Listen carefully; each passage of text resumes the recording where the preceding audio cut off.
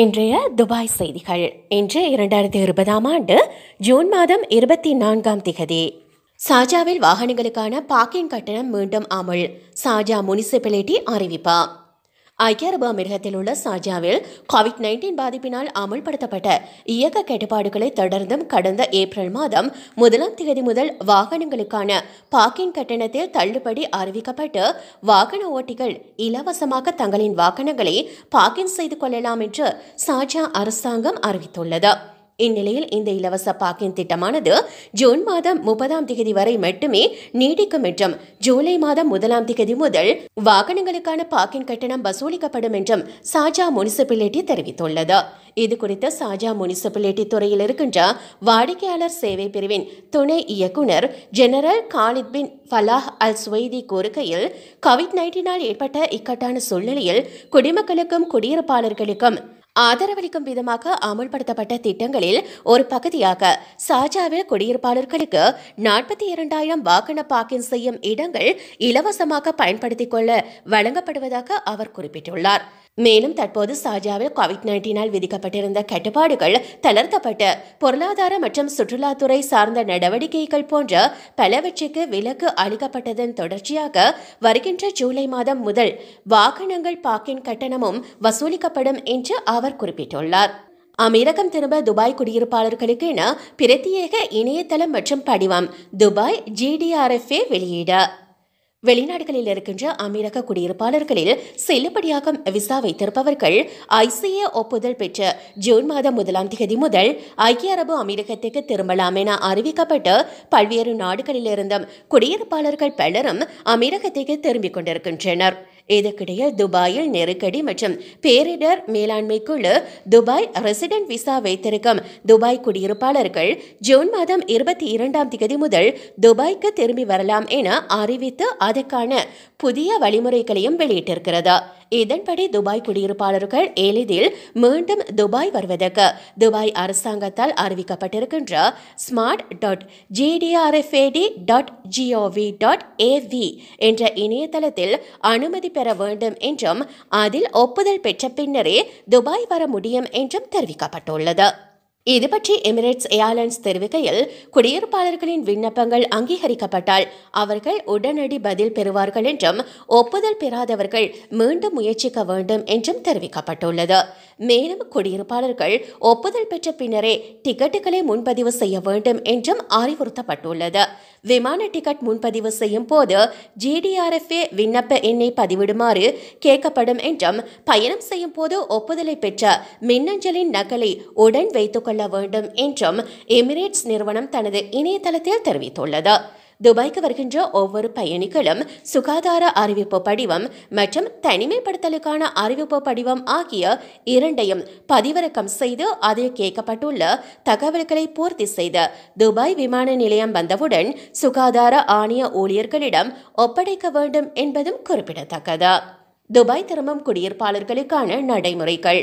Dubai விமான நிலையங்களில் இயங்குகின்ற விமானங்களின் அதிகாரப்பூர்வ வலைத்தளங்கள் மூலம் பயணிகள் தங்கள் விமானங்களை முன்பதிவு செய்ய வேண்டும். கோவிட்-19 சம்பந்தமான பரிசோதனை மற்றும் சிகிச்சையின் செலவுகளை செலுத்துவதற்கான அவர்களின் உறுதிப்பாட்டை கூறும் அறிவிப்பில் அவர்கள் கையெழுத்திட வேண்டும். அனைத்து வருகையாளர்களும் தங்கள் விவரங்களை கோவிட்-19 DXB அப்ளிகேஷனில் பதிவு செய்ய வேண்டும். புறப்படுவதற்கு முன்னர் PCR சோதனை தேவையில்லை. அவர்கள் துபாய் விமான நிலையம் வந்த பின்பு சோதனைக்கு உட்படுத்தப்பட வேண்டும். குடியிருப்பாளர்கள் தங்களுடைய PCR சோதனை முடிவு வெளிவரும் வரை வீட்டிலேயே இருக்க வேண்டும். கோவிட்-19 இருப்பது உறுதி செய்யப்பட்டால் அவர்கள் 14 நாட்கள் தனிமைப்படுத்தலுக்கு உட்படுத்திக் கொள்ள வேண்டும். முகக்கவசம் அணிவது, 2 மீட்டர் இடைவெளியை பேணுவது, தவறாமல் கைகளை கழுவுதல் போன்ற அனைத்து முன்னெச்சரிக்கை நடவடிக்கைகளுக்கும் அவர்கள் பின்பற்ற வேண்டும். துபாய் வாழ் இந்திய தம்பதி மரணத்தில் புதிய திருப்பம். இது திட்டமிடப்பட்ட கொலை என காவல்துறை அறிவிப்பு.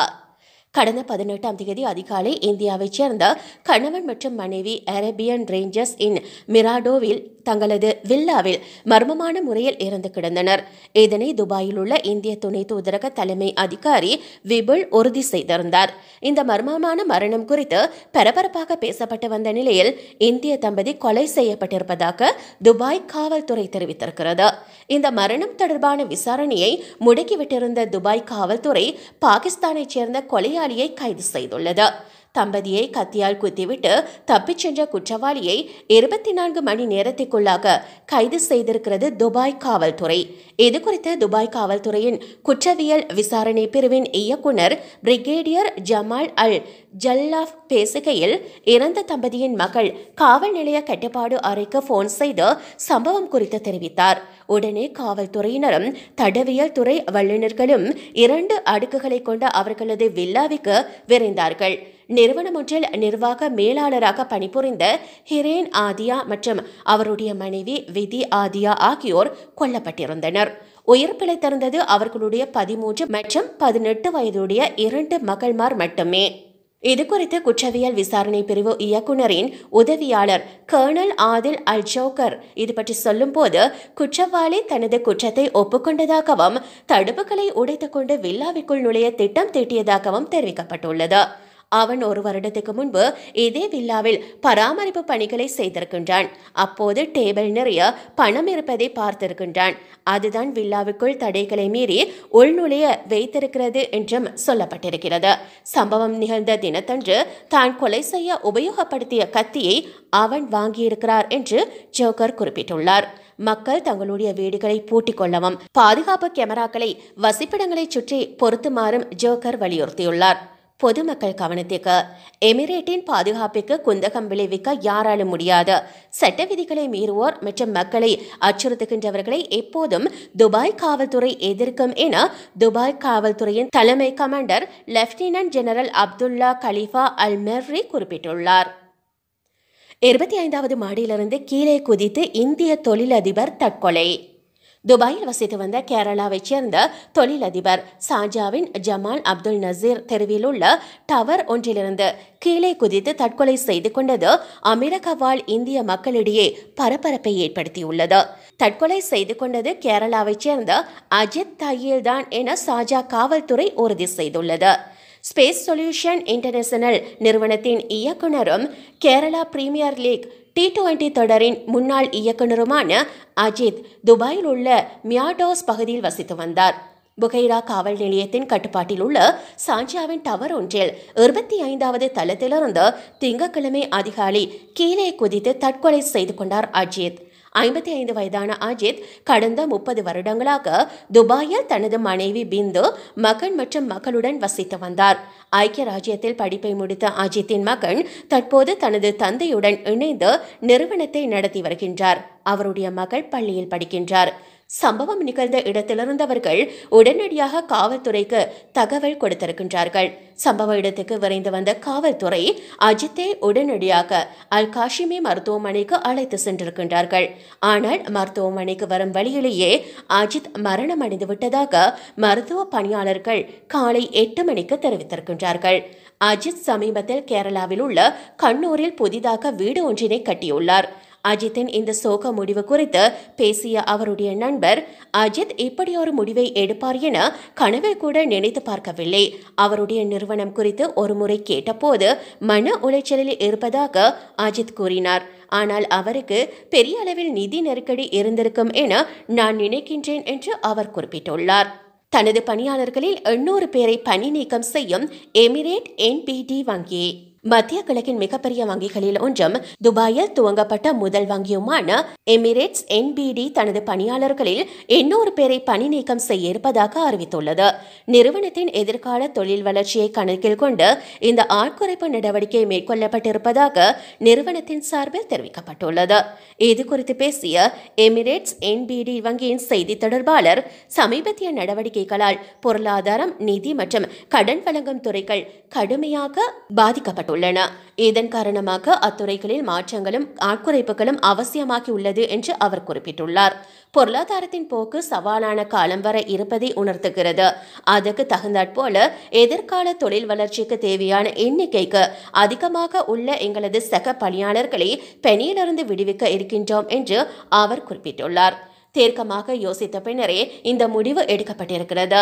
நாங்கள் எங்களுடைய பணியாளர்களை மிகுந்த கண்ணியத்துடன் நடத்துகின்றோம்.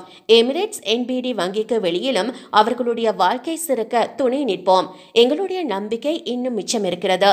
அமிரகத்தின் பொருளாதாரம் மீண்டும் திறக்கப்பட்டிருக்கின்ற இந்த வேளையில் வாடிக்கையாளர்கள் மற்றும் தொழில் வளர்ச்சிக்கு உதவும் வகையில் சரியான எண்ணிக்கையிலான தொழிலாளர்களுடன் எமிரேட்ஸ் என்பிடி வங்கி இயங்க இருக்கிறது என செய்தி தொடர்பாட்டாளர் தெரிவித்திருக்கின்றார். அமிரகத்தில் உள்ள அனைத்து நர்சரிகள், பள்ளிகள் மற்றும் பல்கலைக்கழகங்களை வருகின்ற செப்டம்பர் மாதம் 1ஆம் தேதி முதல் திறக்க இருப்பதாக அமிரக கல்வித்துறை அமைச்சகத்தின் செய்தி தொடர்பாளர் அனோத் அப்துல்லா அல்-ஹஜ் பத்திரிகையாளர் சந்திப்பின் போது தெரிவித்திருக்கின்றார். COVID-19 காரணமாக பள்ளிகளில் கட்டாயம் பின்பற்றப்பட வேண்டிய விதிமுறைகளும் அமைச்சகத்தால் அறிவிக்கப்பட்டுள்ளன. விதிமுறைகள்: ஆசிரியர்கள் மற்றும் மாணவர்களுக்கு தினம்தோறும் வெப்ப பரிசோதனை நடத்தப்பட வேண்டும். பள்ளிகள் மற்றும் பல்கலைக்கழகங்களில் குறைந்தபட்சம் 2 மீட்டர் சமூக இடைவெளியை கடைபிடிக்க வசதியாக வகுப்பறைகளில் அனுமதிக்கப்படுகின்ற மாணவர்களின் எண்ணிக்கையை குறைக்க வேண்டும். பள்ளி வளாகத்தில் அதிகபட்சமாக 30 பேர் மட்டுமே செல்லலாம். சுத்திகரிப்பு பணிகள் பள்ளி வளாகத்தில் குறிப்பிட்ட கால இடைவெளியில் தொடர்ந்தும் நடைபெற வேண்டும்.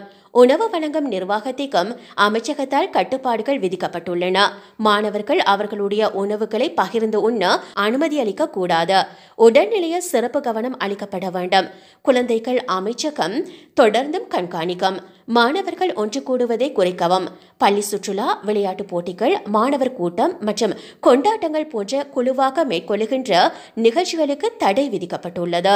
கல்வி நிறுவனங்களில் பணி நேரத்தின் போது பராமரிப்பு மற்றும் சேவை குழுக்கள் கல்விக்கூடங்களின் வளாகத்திற்குள் நுழைய அனுமதி இல்லை.